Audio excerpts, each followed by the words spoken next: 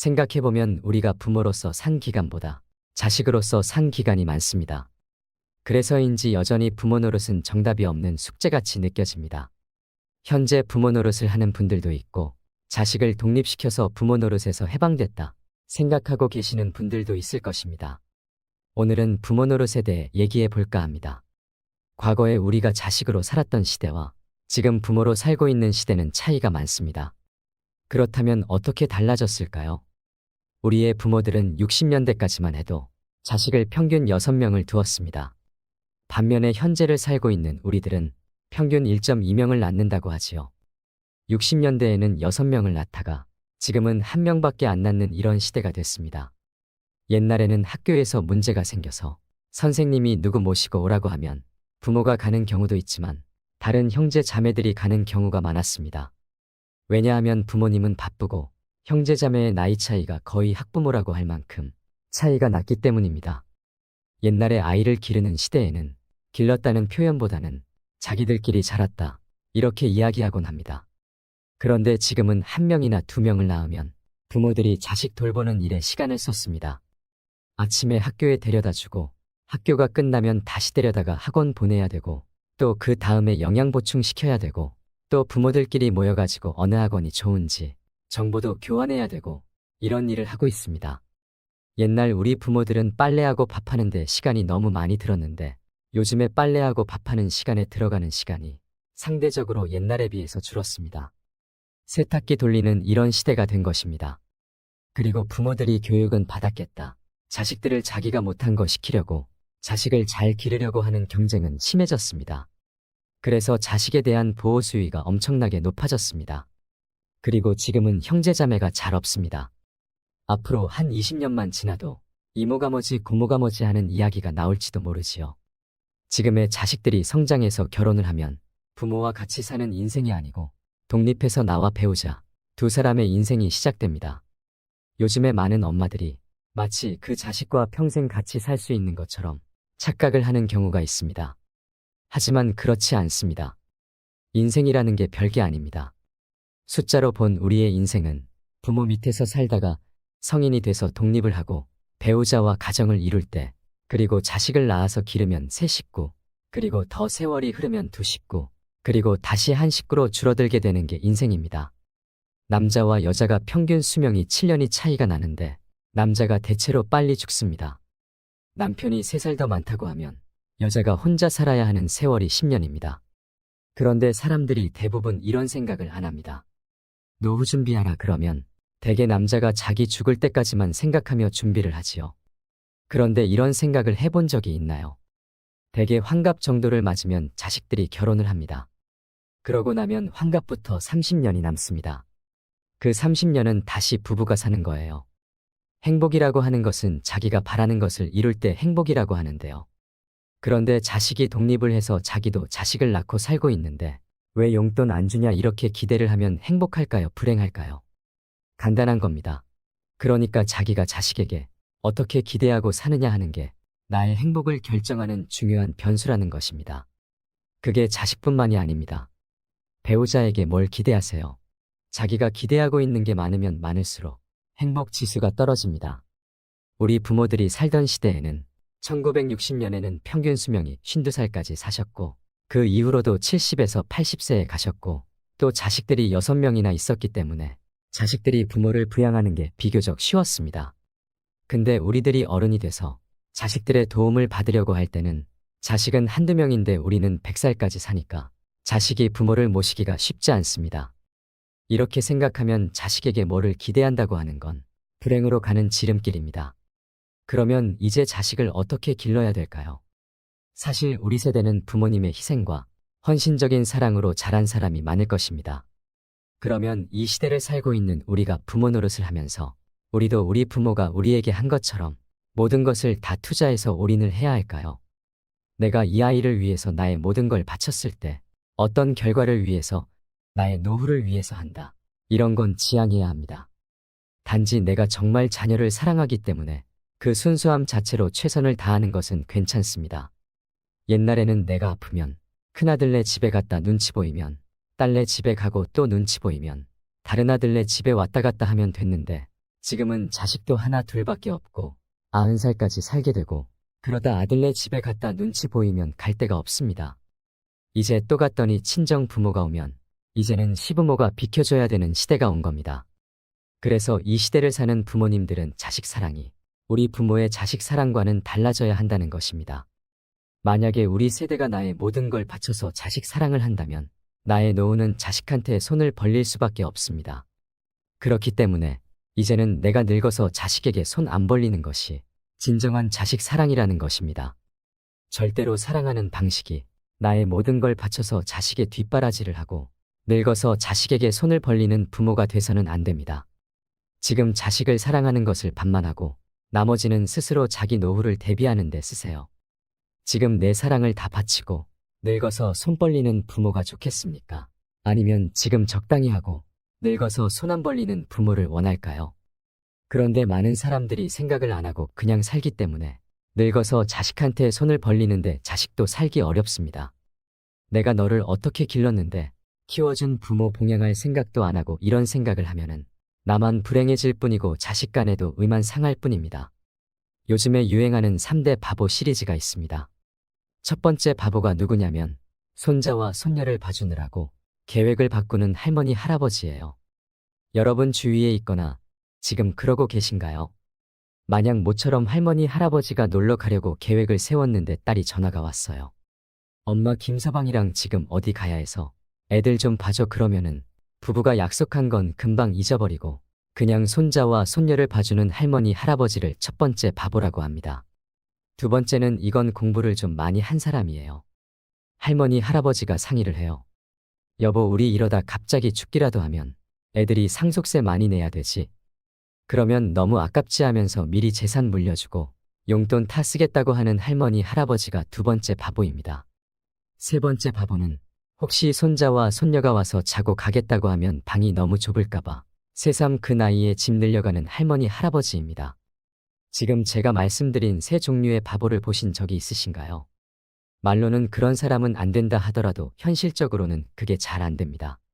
지금 제가 말씀을 드릴 때는 그래, 그럴 것 같다, 나도 바꿔봐야지 해도 이게 잘 안 됩니다. 그래서 굉장히 어려운 겁니다. 혹시 자식이 서운하다고 뭐라 그러면 내가 노후에 너한테 손 안 벌리려고 그러니까 오해하지 말길 바란다 하시면 됩니다. 우리가 이제 연금도 내고 세금도 꼬박꼬박 내는데 국가 차원에서의 책임을 생각해보면 옛날에는 젊은 사람들이 많아서 노인들을 봉양할 만큼 세금이 돌아갔습니다. 그런데 이제 우리가 노인이 됐을 때는 인구는 줄어드는데 노인의 수는 많아지니까 젊은 사람이 부족해서 세금으로 감당이 안 되는 겁니다. 이것이 현실입니다.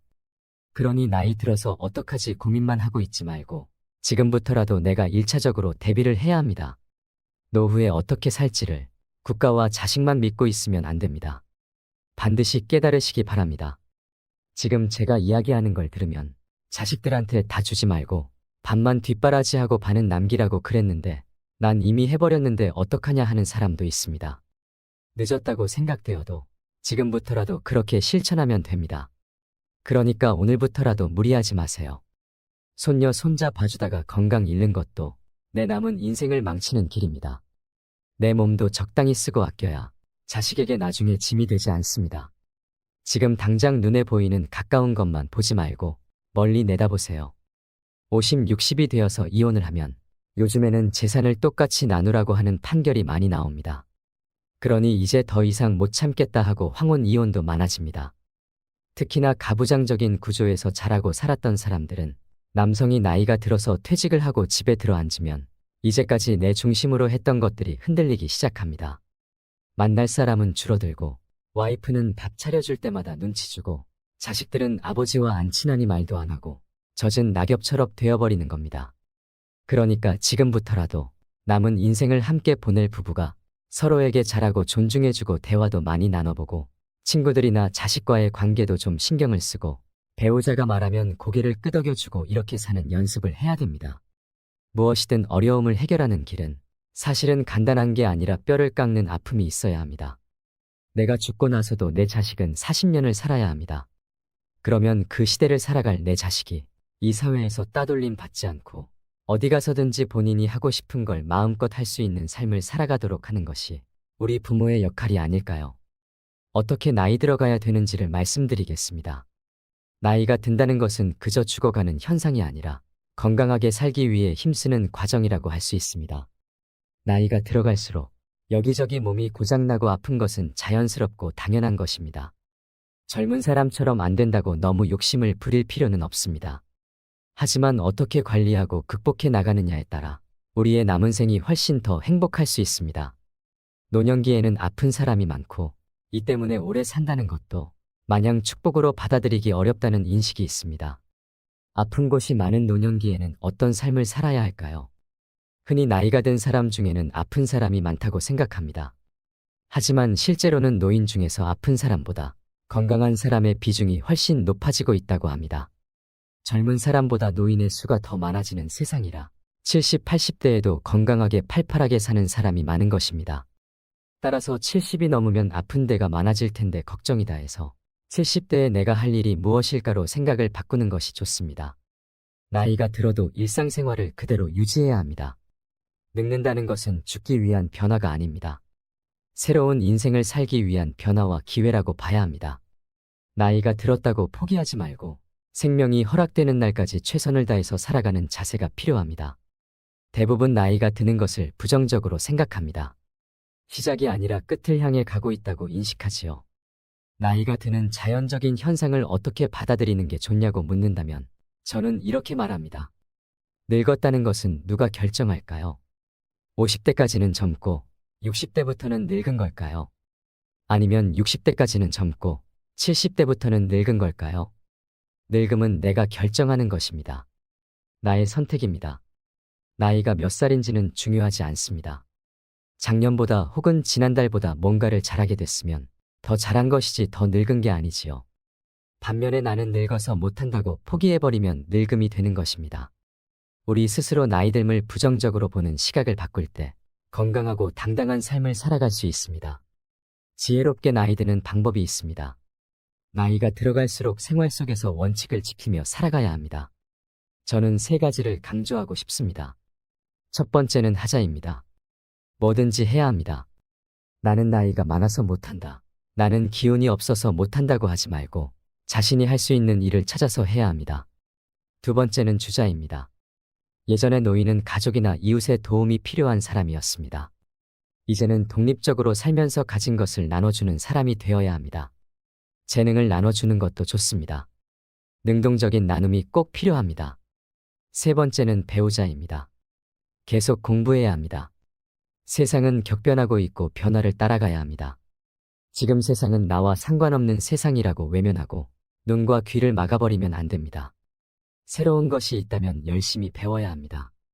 행복하게 나이 들기 위한 기본 원칙 3가지를 일상에서 적용하는 방법이 있습니다. 증문즉설에서 많은 사람들을 만나서 이야기를 나누나 보니 나이 들어서 더 잘 사는 사람들의 8가지 공통점을 찾게 되었습니다. 인생을 살아가는데 도움이 되는 8조목을 말씀드립니다. 1조목은 움직이자입니다. 부지런하게 움직인다는 것은 정말 중요합니다. 가만히 있어서는 안 됩니다. 노동을 하거나 운동을 하고 집안일을 하면서 몸을 계속 써야 합니다. 건강을 얻는 것은 꾸준해야 하고 건강을 잃는 것은 한순간입니다. 건강을 지키는 것은 본인만을 위한 것이 아닙니다. 아무것도 하지 않고 움직이지 않는 것이 몸을 아끼는 것이 아닙니다. 무리하지 않는 선에서 움직이는 삶을 살아가시길 바랍니다. 2조목은 마음을 쏟자입니다. 늙었다고 주변 사람에게 세상 돌아가는 일에 무관심해지지 말아야 합니다.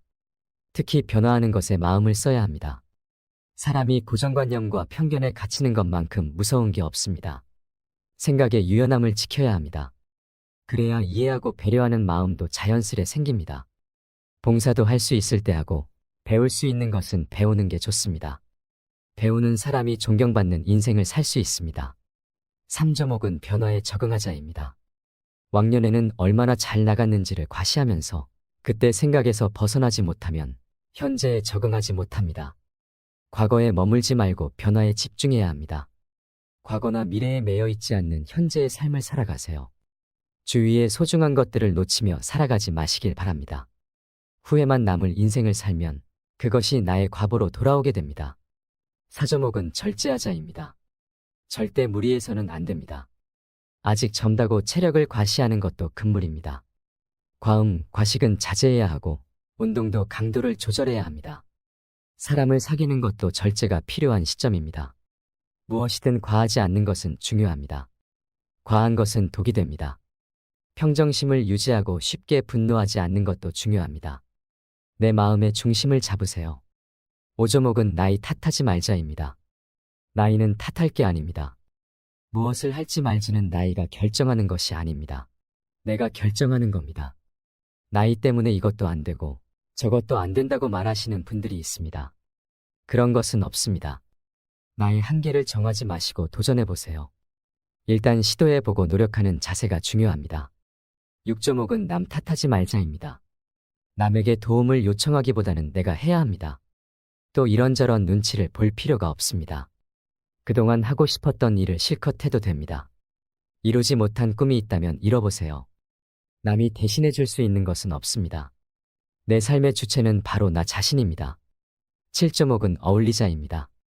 인생은 혼자 와서 혼자 가는 것이지만 나이가 들면 혼자 있지 말고 어울려야 합니다. 다가오기를 기다리지 말고 먼저 마음을 열고 다가가는 용기도 필요합니다. 외로움은 마음의 병을 부르게 됩니다. 하지만 친구가 없어도 슬퍼하지 마세요. 외로움을 사람이 아니라 다른 것으로 채울 수 있다면 그것도 좋습니다. 길가의 꽃도 친구가 될 수 있고 내 옆에 책도 친구가 될 수 있습니다. 8.5은 규칙적으로 살자입니다. 건강하게 사는 어르신을 보면 대부분 규칙적으로 사는 것을 확인할 수 있습니다. 특히 식사 시간은 꼭 지킵니다. 나이가 들수록 생체 리듬이 깨지지 않도록 노력해야 합니다.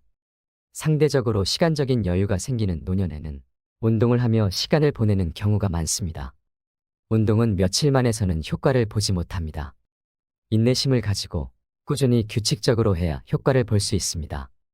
운동은 3주는 해야 내 것이 되고 3달을 하면 효과가 나오고 3년을 하면 비로소 문화가 된다는 것을 명심해야 합니다. 나이 드는 것은 두려워할 일이 아닙니다. 70살인데 주변의 도움을 받으며 수동적인 하루를 사는 사람이 있고 100세에도 활동적으로 살면서 스스로 선택하고 책임지는 하루를 사는 사람이 있습니다. 기회와 선택은 나이와 상관없이 주어집니다. 인생을 너무 잘 살아야겠다고 생각하면 지금의 인생이 초라해집니다. 인생은 그냥 길가에 풀 한 포기가 나서 사는 것과 같습니다. 아침에 눈을 뜨면 오늘도 살았네. 한 번씩만 외쳐보세요.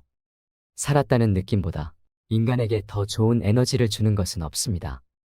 인생에 너무 많은 의미를 두지 마세요. 항상 현재에 살아야 합니다. 지금 살아있다는 것입니다. 불행한 이유들을 만들어서 움켜쥐고 있지 마시고 놓아버리세요. 살아있는 행복을 지금 누리시면 됩니다. 이상으로 인생 철학이었습니다. 철학이 있는 당신의 삶을 응원합니다.